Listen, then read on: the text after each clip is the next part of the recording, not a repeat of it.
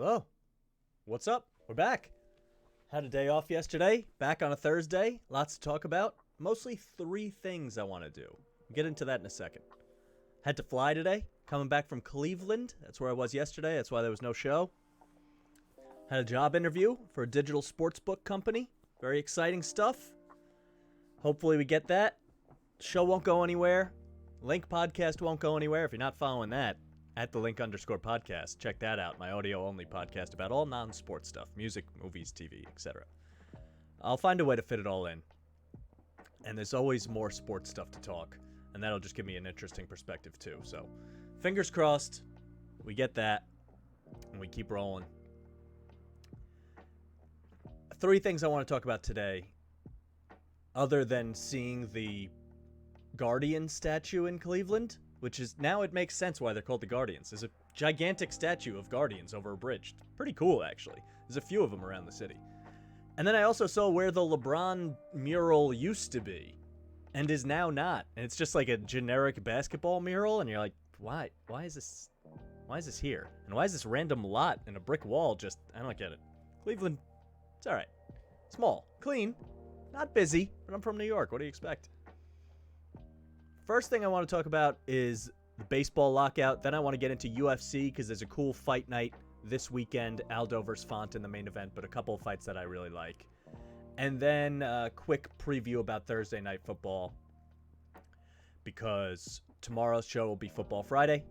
We'll go through all the games. I don't want to waste time with UFC there, so I figured I'd slip it in today. But first we have to talk about the baseball lockout. And there's not a lot of stats or there's a couple articles out there that I'll bring up in a little while, I guess, but this is more just generic stuff. It's extremely disappointing that in 2021 we can still have lockouts. It's so ridiculous. But let me back up a little bit. The simplest thing for them to do would be to make the CBA end right when the season ends. That way, if there's a lockout, there's time to fix all this. And that's pretty much what just happened, but we wasted at least a month. Why is now the cutoff time? Why couldn't it have been November 1st? We would have saved ourselves a month, and sometimes these lockouts go a long time. The NHL one went 310 days. I happen to have it in front of me. Don't have a lot of notes for today, so it's all off the cuff. But 310 days for the NHL. And when the MLB went into lockout in 94, 95, it was 232 days. And that means we're going to miss some of the season, if that's the case. Potentially.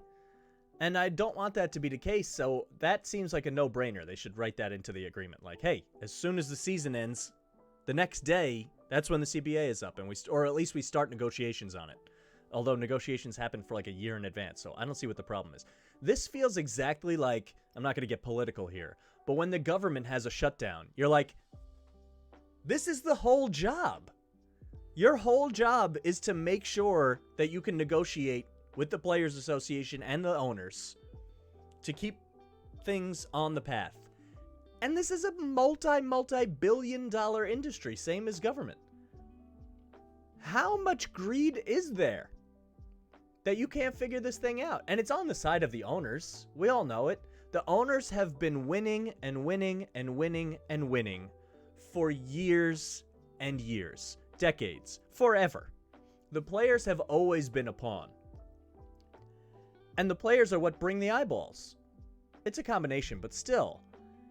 So, just because you have deeper pockets doesn't mean you get to bend someone over a barrel when it comes to negotiating time. And now it feels like in sports in general, and the NBA is a little bit of a spearhead here, the NFL doesn't let it happen as much. And the NHL survived their lockout somehow.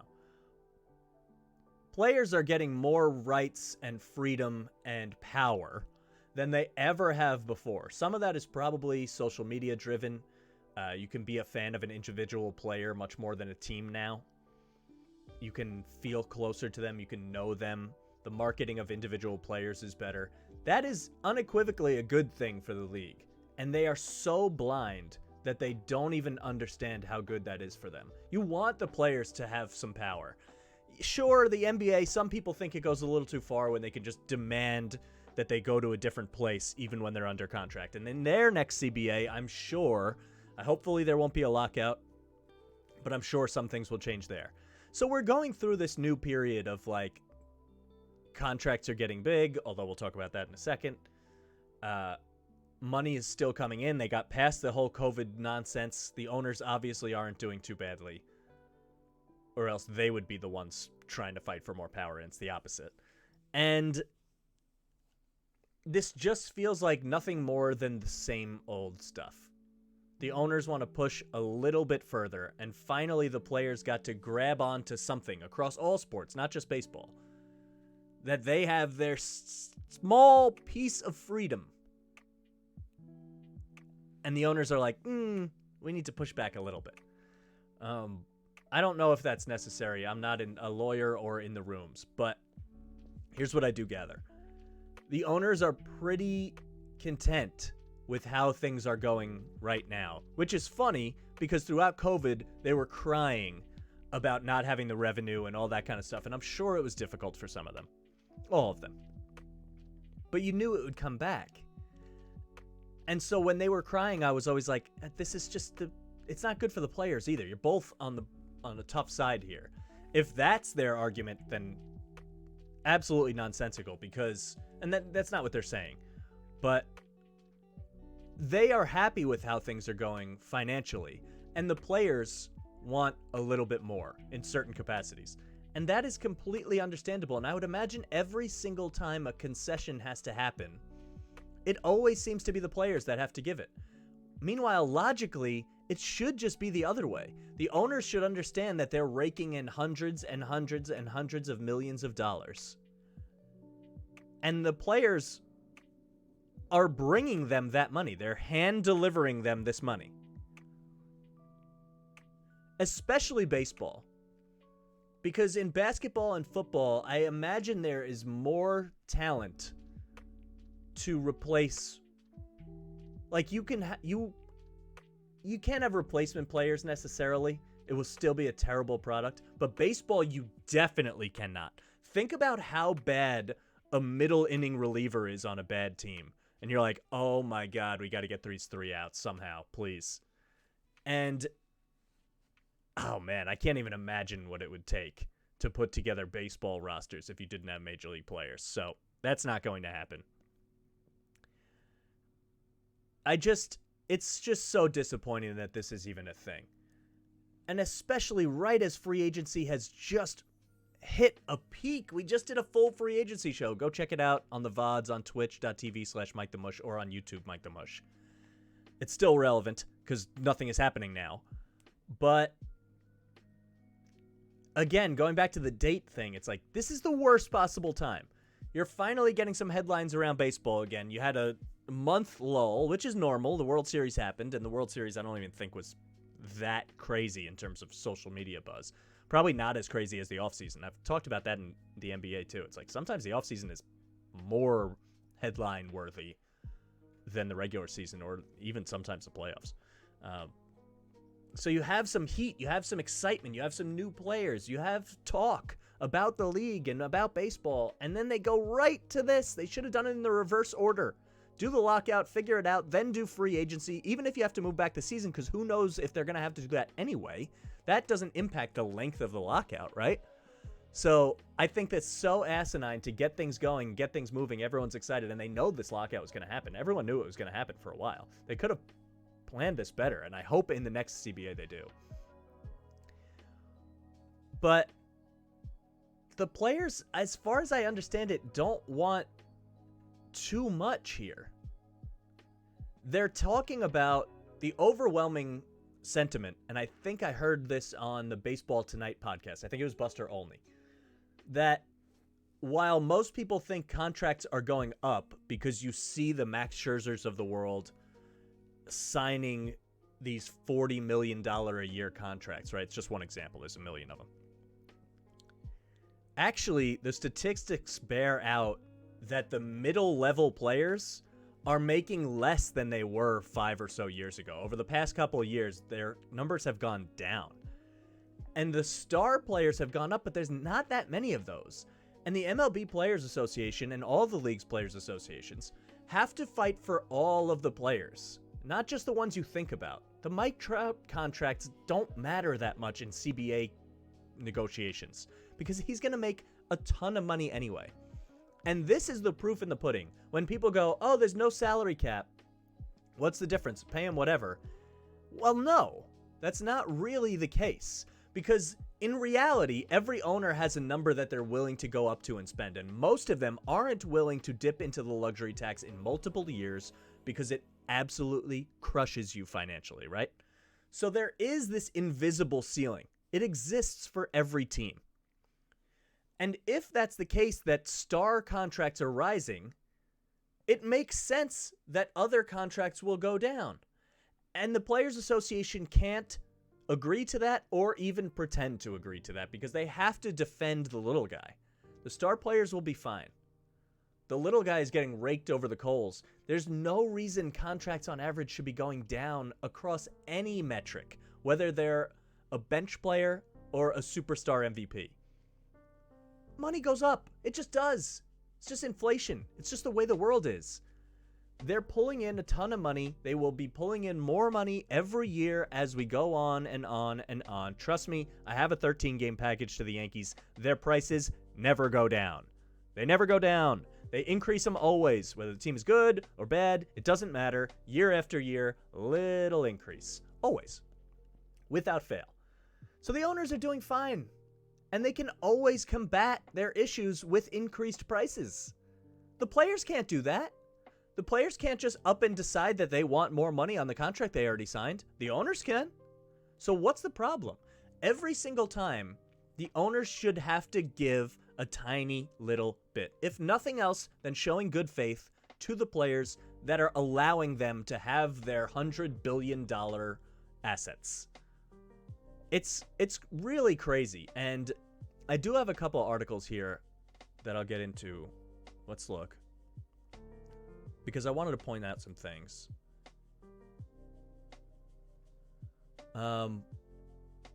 Just a couple quotes that I found totally ridiculous.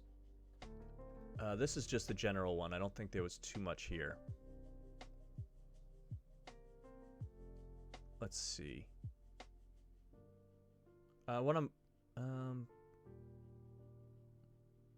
Work stoppages in 72, 73, 76, 80, and 81. That's wild. I guess they had shorter CBA deals back then. Difficult day for baseball. I shared something on my Instagram at MikeTheMush Sports that he was like, Manfred was like, thank you so much to the fans for loving the sport. And then also, we're not going to play anymore. Sorry. It's like so brain dead. The fact that, I mean, Rob Manfred makes Bud Selig look good. And this is one of the reasons. Read the headline. When Bud Selig left, you were like, anybody's going to be better than this. This is nonsensical. It's not true. Manfred has stepped in the bucket over and over and over. Baseball pun intended. And he says that the union's proposals would damage small market teams. They want to change some free agency stuff. They want players to be able to hit free agency a little earlier, age 30.5 to age 29.5, something like that. Minor stuff. It's not that crazy. And he thinks that that's going to stop players from staying in small markets. You don't care about small markets. You never have cared about small markets. You have no salary cap. Don't tell me that you care about small markets. Look at the payrolls.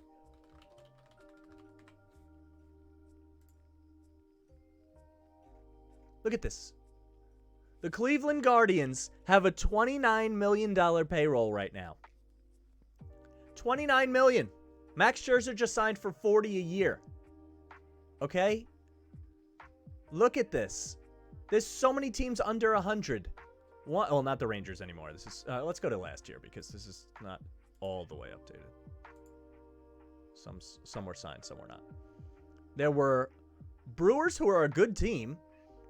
Rangers, D-backs, Athletics, Royals, Tigers, Mariners, who are a pretty good team. Rays, who are unbelievable. Marlins, Pirates, Indians, now the Guardians, Orioles, and yeah, Guardians are listed on there for no reason. So that's 1, 2, 3, 4, 5, 6, 7, 8, 9, 10, 11, 12 teams under $100 million. Whereas you have 3 teams, almost 4, that are above 200 million. Don't tell me you want the scales to be balanced and that you're worried that small market teams are going to get hurt. Where was the worry for the last forever? What are you talking about? He doesn't care. This is a headline. This is just nothing but a headline. He's just trying to make it seem like they're doing a good thing to help the league. You're not. It's so crazy. How can he get away with? How does anyone let him get away with even saying that out loud? It's so crazy. I mean, man, I've watched this game as an insider for more than 3 decades, Manfred said. I think that most people who understand the game realize that in our smaller markets, it's a lot harder to win than in our bigger markets. No shit. Thanks. You implemented this whole financial strategy of not having a salary cap. You can change it. You're the commissioner of the sport. Go to the owners. If the small market owners are that worried about it, they would do something. Neither side wants that because they want all the salaries to be huge. So that's not your reason. Shut the hell up. It's so crazy. That's your defense? Gross. Absolutely gross. This was really funny, though. Some of the players wanted their Major League Baseball scrubbed all remnants of player likenesses off their official properties, such as MLB.com, replacing player photos with generic silhouettes. Look at this. You can see it here.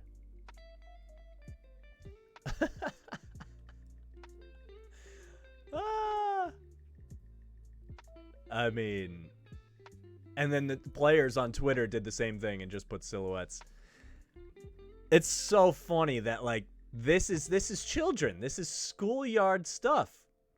Since MLB chose to lock us out, this is Jameson Tyone, Yankees. I'm not able to work with our amazing team physical therapists who have been leading my post-surgery care and progression. Now that I'm in charge of my own PT, what should my first order of business be? I'm thinking I'm done with this boot. It can go. It's being sarcastic, obviously. This is the kind of stuff that the league is doing to them. And then Manfred comes out and says he's worried about how these changes could affect small market teams. How about how the lockout affects players right now and your sport in the coming months when people need to come back and play? Shut up. Make your concessions. You're all billionaires. What the hell are we doing? You're going to cry about them wanting to move down the free agency by a year? You've been raking them over the coals forever. And by the way, owners have been buying players out of their arbitration years anyway. So you've already found the way around it. It doesn't matter. None of this matters. It's all posturing. It's all just posturing from the owners so that they can put more money in their pockets without anyone saying anything, and it's BS. It's so stupid. I hope the players stand strong whether they have to strike or not. It's crazy. And I hope owners basically never win any of these negotiations. They've had enough. It's been 100 years. You can have small morsels of a conscience, knowing that your players are the ones who bring you the money, and you have been winning these negotiations forever, and you can afford the high-powered lawyers, and so can the players, but still, they don't give a single crap about the guy that's in AAA trying to make the contract, trying to get one contract so he can set up the rest of his life, and his salaries are going down and down and down, and the star salaries are going up. The owners don't care about any of this. All they care about is their bottom line. That's a fact. And the commissioner is square in my blame also. Yes, he serves the owners. There's only so much he can do. Whatever. You don't have to come out and make nonsense blanket statements like union proposals are bad for small market teams when it's just so stupid. Do you not know how dumb you come off? He's already been crushed by most people about how he's handling everything. The pace of play stuff, some of which I actually like and I wish he would steer into more and have some guts. But he goes back on. They give the NL the DH, then they take it away. Now they want to put it back in. And from what I hear, None of this stuff is even about the rule changes. So it should be easy peasy lemon meringue pie, baby. What the heck? Also, non sequitur. On Thanksgiving, we talked about lemon meringue pie. I don't like things that are white and creamy. I don't know if I've shared that with the audience. I don't know if I've shared that with my podcast audience either. At the link_podcast. You should be listening to that on Spotify and Apple Podcasts. But I don't love white and creamy things. Vanilla ice cream I can get around. Sour cream, no. Mayo, the worst thing that has ever existed in the whole entire world. Don't even fight me on it. Come in the chat if you want to. You got to be kidding me with that. How did I even get here? I'm so fired up I lost it. Yikes. Well, what are you going to do? In any case, Rob Manfred stinks. You got me all hot and bothered. I don't even know how to continue from here. Speaking of being fired up, I guess we got to go into UFC. Really dropped the ball there. I understand. But what are you going to do? The owners stink. Let's just be honest. They just do. Something white, something chalk lines. I don't know. I got nothing. Let's talk about UFC. This is an interesting card. There's 3 cards left for the year. I'm not going to call it a season. So we'll see what happens with that. But I like this one. And then Black Beast fights next week on another fight night, I think, wearing his shirt. Got to rep the Black Beast, one of my favorite fighters. But this one is really interesting. And I have some picks for you, which I will recap towards the end of the stream, as we always do. But, sorry, dropping a couple frames here, but we're all right. We are so lucky to get Jose Aldo versus Rob Font on a fight night for free. This fight is going to be incredible. What a really, really, truly awesome boxing match. 2 guys that are tough, durable. They're similar ages, which is weird. It feels like Font is an up-and-comer, but he's been around. Aldo has fought forever and came in when he was really young. I don't want to skip all the way to the main event. We'll get back to it. I have some fights that I want to get there beforehand. And let's look through this. Louis Smolka is one of them, actually. And if you're looking for more in-depth breakdowns, Fight Night Picks on YouTube is awesome. Craig Allen from there was on my podcast, The Link Podcast. And we did an episode together that was really fun. But they give a full breakdown, like 10 minutes each, for every single fight on every single card. So check them out on YouTube and subscribe to me on YouTube while you're on there. I mean, MikeTheMush on YouTube. You got to hit the sub button. But I like Smolka in this fight because I'm not going to go too deep into the really early card fights, but he's on my list of picks, so I'm going to give that. I just think he has an elite ground game, and Morales might be the better striker, but I could see Smolka getting this to the ground and strangling him out. So we'll go with him. I don't think the odds are too bad. That fight isn't super easy, but I can just see Smolka's fought better people, right? I mean, I'm big on that. Competition is everything. When you've been in there with harder people, I just think it's a little better. Casey Kenny, yeah. Tim Elliott, Ray Borg, Brendan Moreno. I mean, these are losses, but he's fought them. While Vince Morales, just checking the spelling there, I think is younger. Yeah, he's 31. Smolka is 30. Okay, he's not younger. Look at that. That's twice I've been caught off guard by ages here. He fought Song Yadong. Chris Gutierrez is good. Lost. I don't want to say these are journeymen that haven't fought anyone huge, but I just like this body of work a little bit better. He's fought in the UFC for so long. Smolka, he's been in there in more wars than I think Morales has. He's only been in the UFC. He was on Contender Series in 2018, back to Bellator in 2018, and then November 2018 in China, his first one. He's fought 3 UFC fights in the United States. 3. Smolka has fought 1, 2, 3, He's had 2 stints. 4, 5, 6, 7. There's something I like about a guy that has not been able to stay in the UFC and then fought his way back into it, because he had a lot of losses here. Goes down, dominates, wins a flyweight championship at CXF, and then starts to string together better fights. I mean, some of these fights weren't great. He jumps into a guillotine here against Casey Kenny, and that's just a little bit ugly. I think he's probably learned from that, going for a takedown, which he should do in this fight. But something about Smolka I just think is more veteran tested and battle tested, so I'm going to go with him at odds that I think are totally reasonable. Mickey Gall and Alex Morono.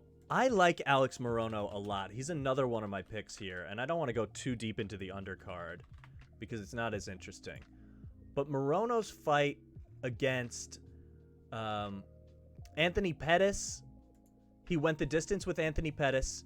He lost to Chaos Williams, but a lot of people can get their lights punched out by Chaos Williams, right? So I'm not that worried about that, and I'm not that worried about a decision loss to Anthony Pettis, who's like an all-time great.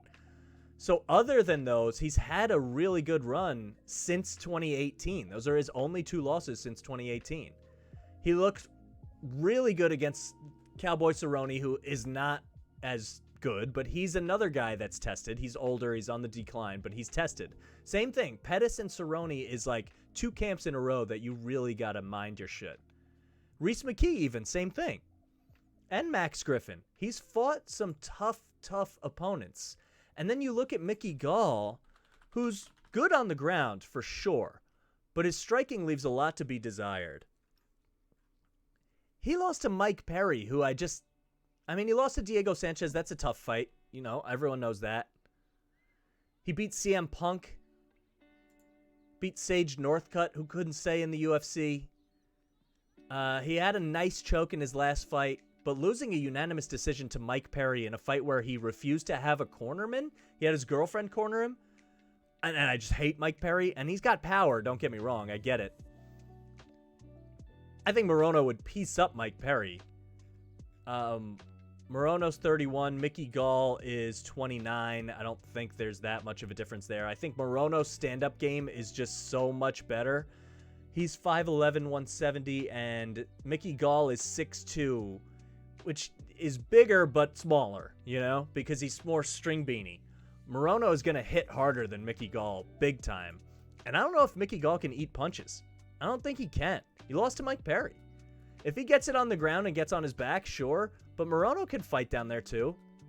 He's been around the block.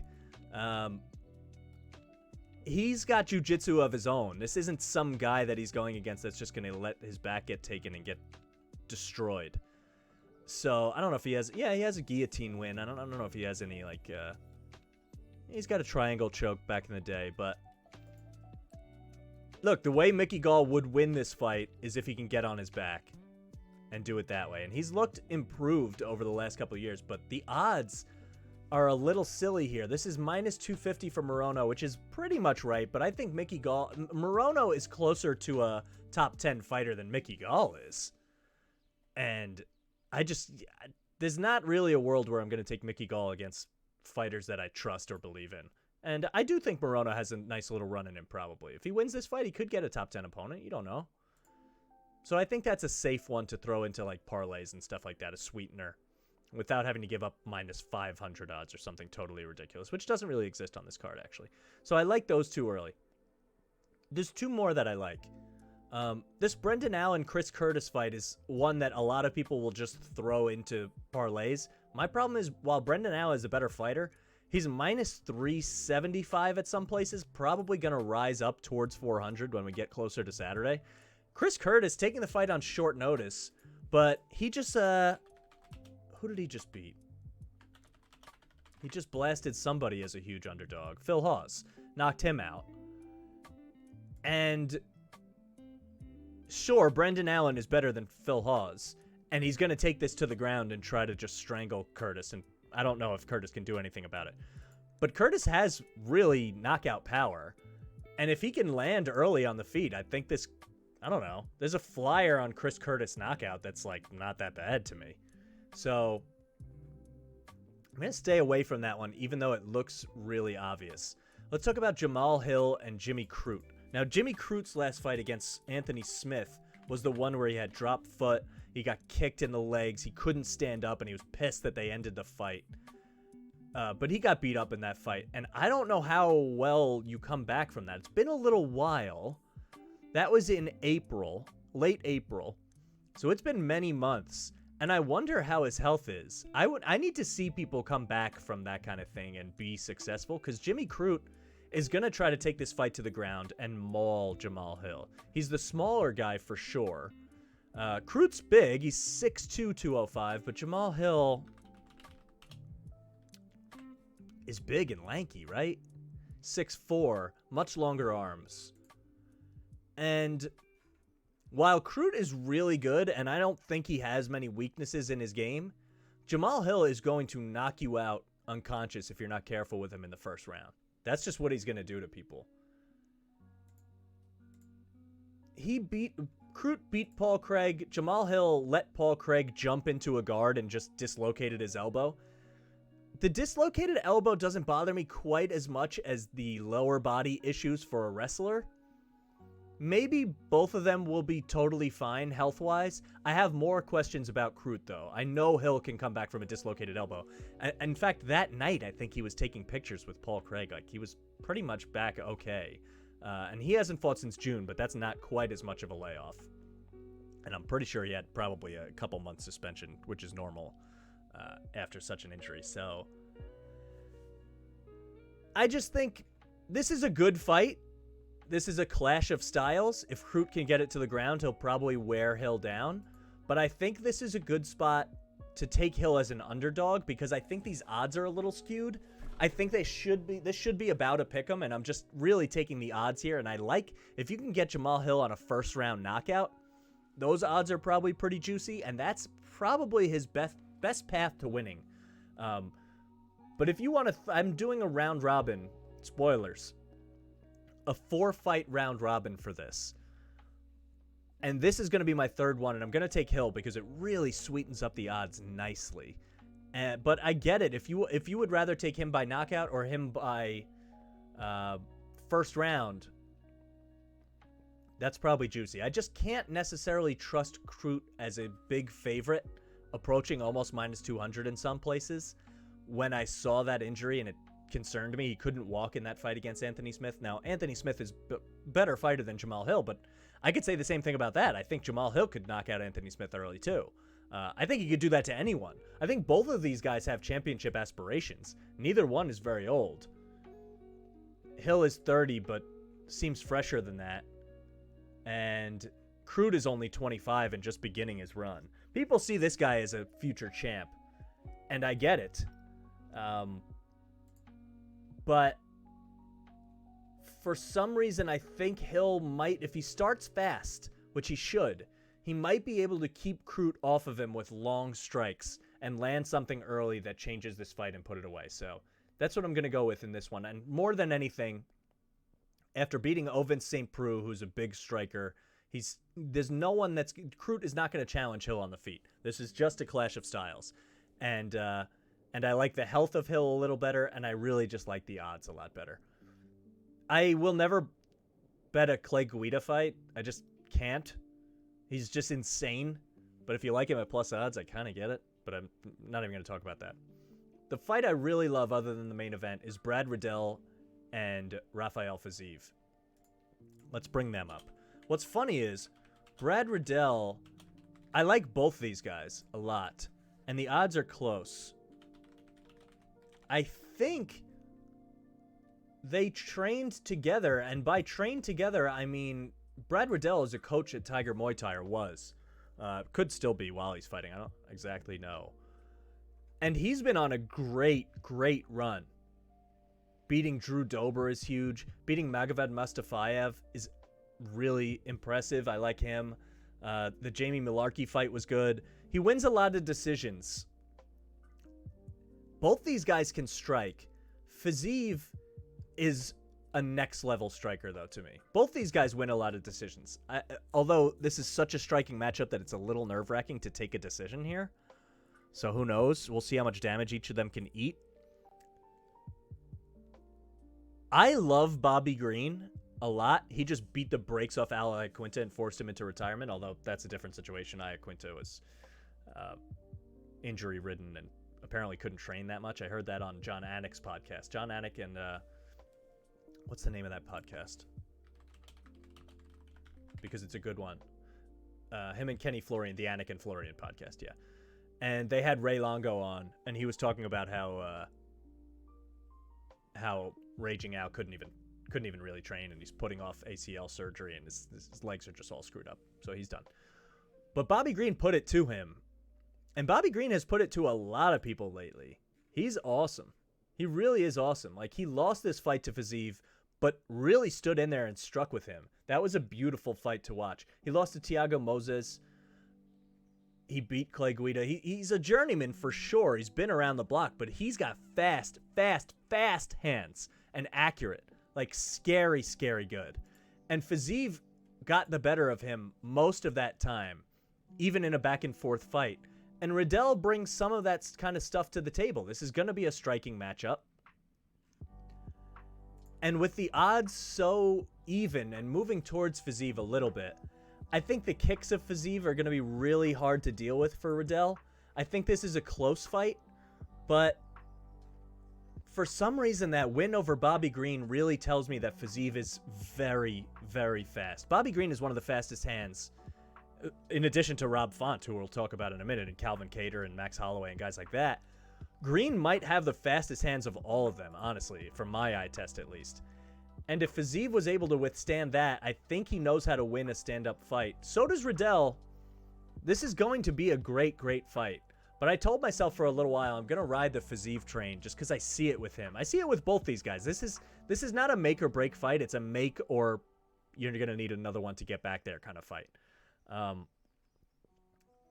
But Riddell has faced good competition too, albeit in Dober. That Dober fight was awesome. Mustafayev can wrestle a little bit. So he's had a couple of clash of styles kind of things. And he's a decision machine. That's for sure. I think there's a better chance Fazeev could finish. My only worry here is that Fazeev could gas, and I don't think Brad Riddell will. So I'm looking forward to this fight. I mean, if you don't want to take this on any of your bets or parlays or picks, and you just want to watch two great fights in a row, the co-main and the main, pure striking, whether you're a fan of UFC or not, this is going to be super exciting. Get the popcorn out. It's going to be a good one. I just like the kicks of Fazeev to make a difference in this one. And if he can get off to a hot start, I think that's what I'm going to look for with him. So I'm going to back him as my fourth one. So the four fights I like, I'm not going to bet the main event because I think it's too close and good. We'll break it down in a second. But the four ones I like, and I'll rehash this at the end, are Smolka.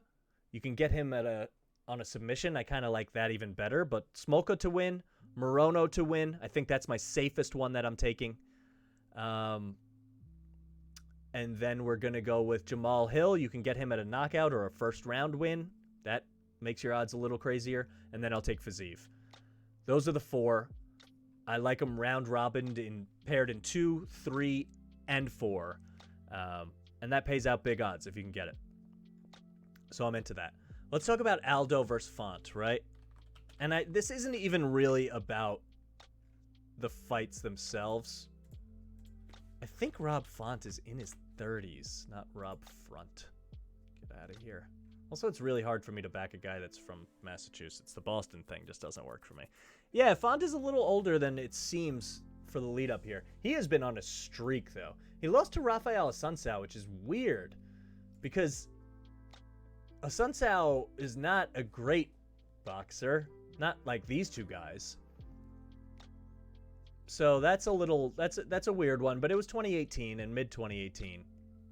Beats Sergio Pettis and Ricky Simone, then beats Marlon Moraes, who looks like he's just kind of done. So I'm not going to throw too much into that. And then he beats Cody Garbrandt, who I think has been a little overrated for a while now. So if we're talking about competition, I mean, Aldo, no one has competition like Aldo, right? Nobody. people question the weight cut since he's gone down a division, but he's looked strong and good every time to me. So maybe it was just a nutritional change. Aldo beat Marlon Moraes. This is stupid. It's a split decision, but everyone acknowledged that Aldo beat Moraes, and I think he got a much better fight than Moraes after that, so it was acknowledged. His losses are to elite people. He has 7 losses in his career, right? None of them are the caliber of Ron Font. And I'm not Rob Font. I'm not throwing smoke at Rob Font. His hands are scary. But so are Jose Aldo's. And so, again, I love knowing that you've been through wars with tougher opponents, right? The losses for Font are Asuncao, Pedro Munoz. You got a guillotine. What are you going to do? John Lineker, Desmond Green. I don't even know who that is. That's a local mass fight, I guess. Aldo has lost 7 times. One a long time ago in Jungle Fight 5. We're going to throw that out same way we're going to throw the Green fight out on the other side. He lost to Conor McGregor in a flash knockout. Who knows what would have happened in that fight. He lost to Max Holloway twice, which everyone loses to Max Holloway except for Volkanovski. He lost to Volkanovski.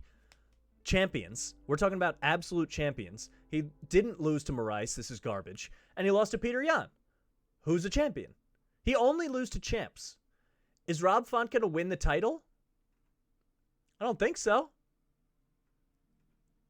And what people aren't talking about here is, if you want to say Rob Font has an advantage on the feet, I mean, God bless you. I don't know that he does. Aldo trains with, like, military boxers, right?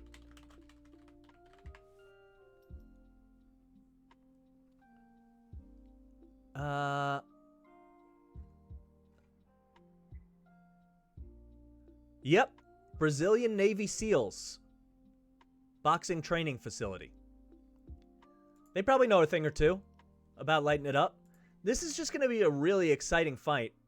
I just think with Aldo having some Brazilian Jiu-Jitsu pedigree and ground game if he wants to use it, and a huge advantage with kicks, which he stopped using for a while, but we did kind of see him use it in the Pedro Munoz fight. And the Marlon Vera fight. He was kicking again a little bit. And I like that. If he can land some body kicks, some leg kicks to slow Font down from moving forward like a Terminator, I can't pass up Jose Aldo at plus odds. I don't have this on my list. There's a chance that if things go well, I'll throw in a quick bet on Aldo at the end. And if you're just looking for fun, maybe do that. Now, the downside to Aldo is this is a 5-round fight. And Font's gas tank probably a little better. He looked really clean through 5 rounds against Garbrandt and pieced him up badly. And Aldo has been fighting 3-rounders for a while. Lost his 5-rounder here. Lost in the 3rd round in both of these 5-round fights. And then this was a 5-round fight, but didn't matter. Beat Frankie Edgar a long time ago, UFC 200 in the 5th round. He can gas, but I don't think he'll gas that bad. I think these two are warriors. I could see this one going the distance, honestly. I really could. And I just think there's some advantages to Aldo's ground game and kicking that I really enjoy from an underdog, especially a guy who has been the champion, is one of the greatest featherweights of all time, and is not in that weight class anymore, but still, it doesn't matter. His weight cuts have looked good as far as I'm concerned. If he has a bad weight cut, I mean, that can happen to anybody and he gets smoked on the feet, maybe, but I just don't see that happening. If you want to think that Font will outlast him and just put it on him in the 4th and 5th rounds, I totally get that.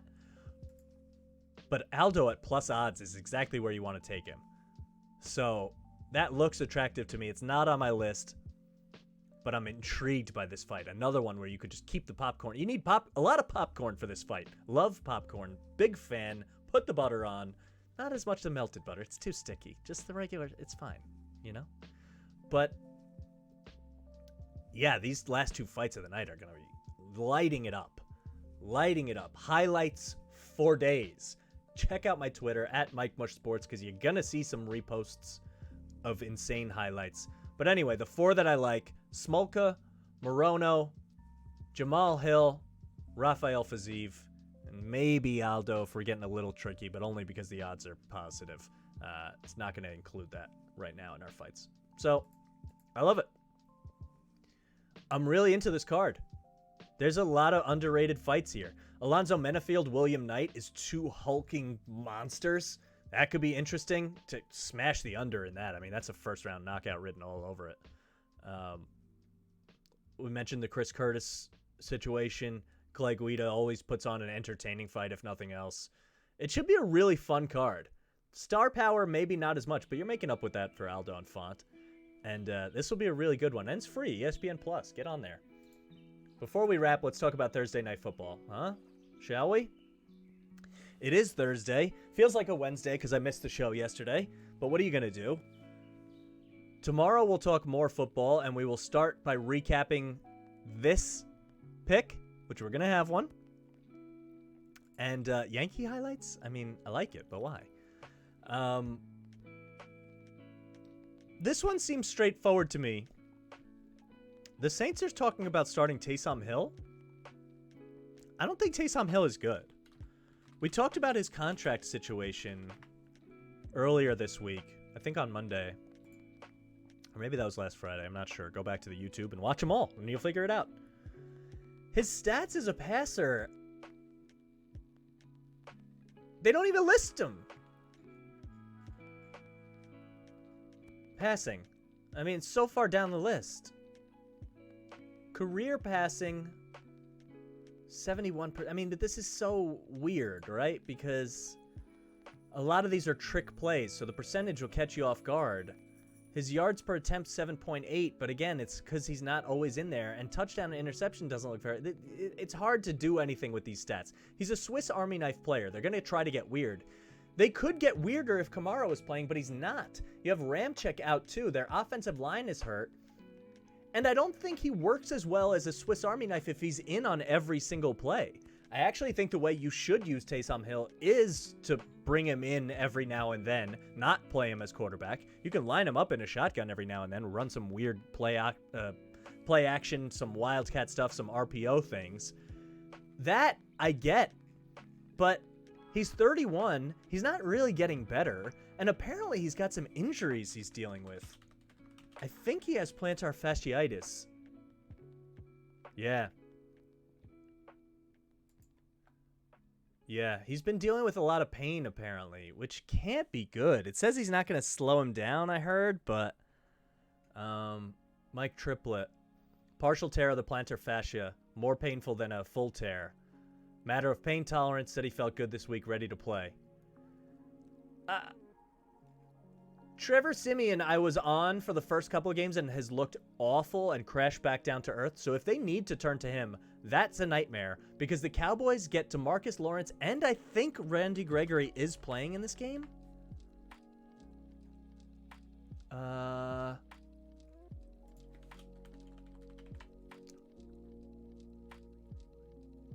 I think Amari Cooper is playing too, and CeeDee Lamb is definitely playing. So the Cowboys get healthy in a hurry. That's not going to work. Bradley Cooper.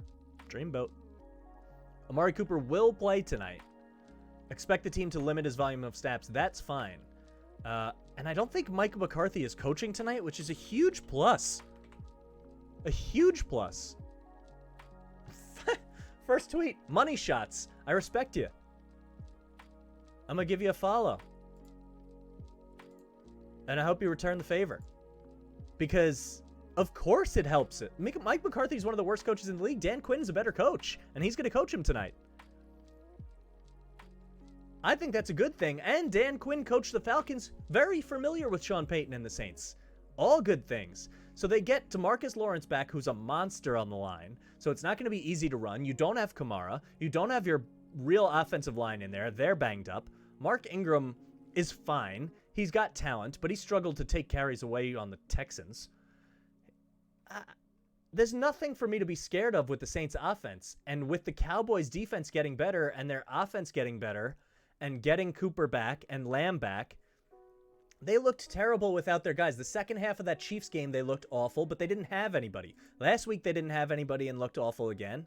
And I just think this is such an easy spot. They're on. This is not short week for either of them, by the way. Both played on Thanksgiving, so this is full rest. It's just odd that it's on a Thursday. And the spread has been creeping up big time. And everyone's on the Cowboys. They say it opened at 5. I saw it at 4 for sure. And now it's up to 6.5.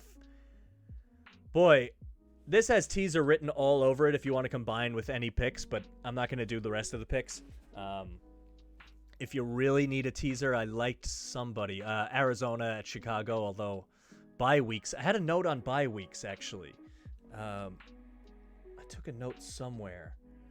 Teams off a bye, we've been talking about this, how with the new CBA, the bye is not as good as it used to be because you can't be at the facility and interact and work and practice during that bye week. You can only do it the week after, so it's good for health but bad for some other things. Teams off a bye this season, 8-14 against the spread. 36%. Bad. Also, teams off a bye are going 6 for 22 going over. So the under is dominating. 22-6, 27% on the over.